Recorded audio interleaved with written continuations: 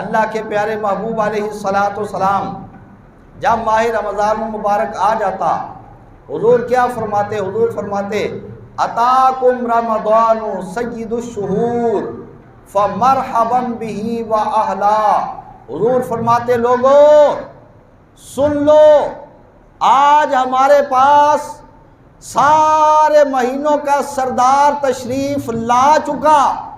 یا رسول اللہ اب کیا ہونا چاہیے؟ اب ہماری ذمہ داری کیا ہے؟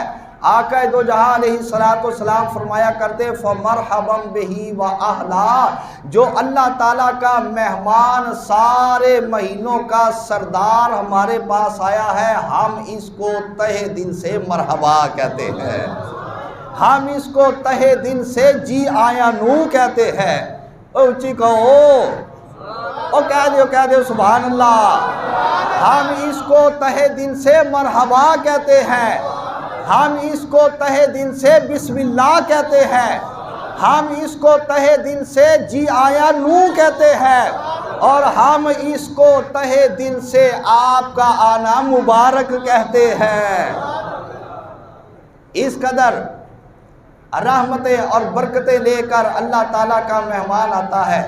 کسی شاعر نے کیا خوب پیارے الفاظ کے اندر اس پر شعر درج کیا، وہ لکھتا ہے پاکی نفس تو ساڈے کارنی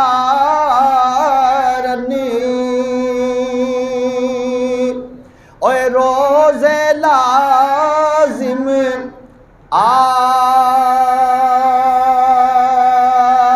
آئے، پاکی نفس تو ساڈے کارنی اے روز لازم آئے،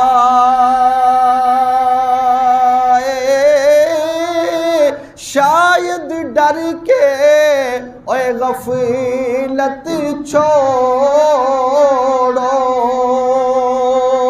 اے پاک خدا فرمائے۔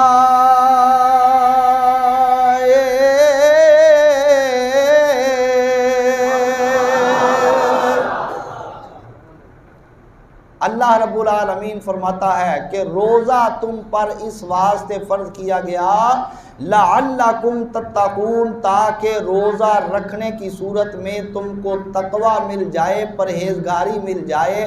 دوسرے لفظوں میں یوں کہو کہ جس طرح تمہارا ظاہر پاک ہوتا ہے تمہارا اندر بھی پاک کر دیا جائے۔ اسی لعلکم تتقون کے الفاظ کے مفہوم کو شاعر نے اپنے شعر کی صورت میں بند کر کے ہمارے سامنے پیش کر دیا ہے۔